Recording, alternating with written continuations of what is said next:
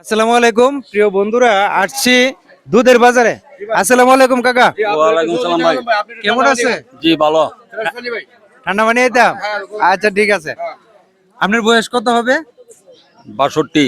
62 বছর। যাই হোক, আমার আব্বার বয়স হয়েছে 65 বছর।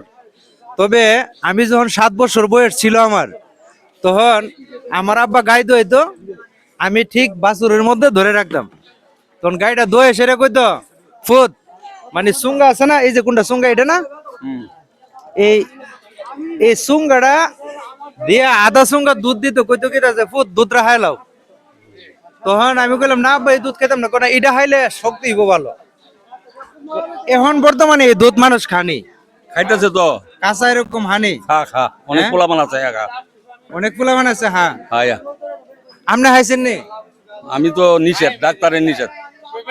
ডাক্তারের নিষেধ মানে আপনি খাইতে পারবেন না? কেউ আধা সুঙ্গা দুধ খাইতে পারবেন না মানে এই মুহূর্তে? হ্যাঁ, খাইতে পারবো, আমার ভাই আছে কালাম। কই আপনি এদের ভাই আধা সুঙ্গা খাওয়ান যাব? হান আধা সুঙ্গা দুধ দেন ওনারে, হান, অসুবিধা নাই, কোনো সমস্যা না থাকলে হান, আরে আও না, আও কোনো সমস্যা না থাকলে হান। আও। এখন দিন দুধ মিষ্টি চিনি।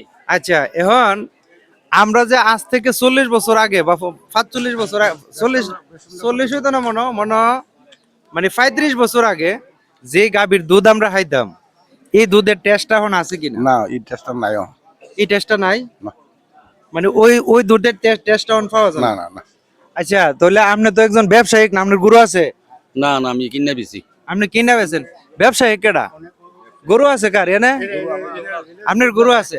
আচ্ছা, তাহলে এই স্বাদটা এখন কেন পাওয়া যায় না? সাতটা বাজে এখন বিভিন্ন ধরনের মেডিসিন খাওয়া দুধের ইয়া নষ্ট করে দেয়। আর গাই গুলা মনে করেন আগে যে গাভি আছে এই গাভি এখন নাই। গাভি হলো এখন বিদেশি, এগুলার দুধ টেস্ট কম। হ্যাঁ, আগে তো দেশি একটা গায়ে দুধ দিত মাত্র 2 কেজি বা 2.5 কেজি। 500 হয়েছে। 500 হয়েছে। ওইগুলা দুধ খাইলে মুহের মধ্যে গেরানো লাগতো। 5-7 কেজি দুধ দিছে। হ্যাঁ, মুহ লাগতো, থাকতো, এটা ঘি উঠতো বেশি। হ্যাঁ, এখন এই দুধের এত ইয়া নাই, এখন এই দুধের মধ্যে এত আর স্বাদ নাই। স্বাদ নাই। তাহলে এই স্বাদটা চলে গেছে, মানে কি কারণে গেছে? ওই ডিজিটাল দেশ হয়েছে, এখন বিদেশি গরু আইছে, আর মেডিসিন বহু পদ্ধতি খাওয়ায় দুধের ইয়া পাতলা করে না। যাই হোক, তাহলে আমরা কথাটা জানতে পারলাম, আসলে ওই যে বিভিন্ন মেডিসিন খাওয়ানোর কারণে দুধ পাতলা হয়ে গেছে, এই জন্য আগের দুধের স্বাদ নাই। নাকি আপনারা কি কর? এখন যেগুলা আগে যে আমরা দুধ খাইছি, এই দুধের স্বাদ এখন আছে? এখন আর নাই কিন্তু। এখন আমি এই যে ওনাকে আধা সঙ্গে দুধ খাওয়াইলাম, ওনার গাভী আছে। এখন আমি বললাম যে আমার আব্বা যখন আমি ছোট ছিলাম, তখন আমার গাইটা দুয়াই কইতো যে আধা সঙ্গে দুধ ফুট খাইলা। আমি জিজ্ঞাসা করতাম কেন খাইতাম, শক্তি বইটা খাইলে। ঠিক আছে। তো এই জন্য আজকে ওনাকে আমি দুধ খাওয়াইলাম, ওই কথাটা মনে পড়ার কারণে। এখন উনি বলতেছে যে আগের স্বাদরা এখন নাই, আসলেই নাই, আসলেই নাই।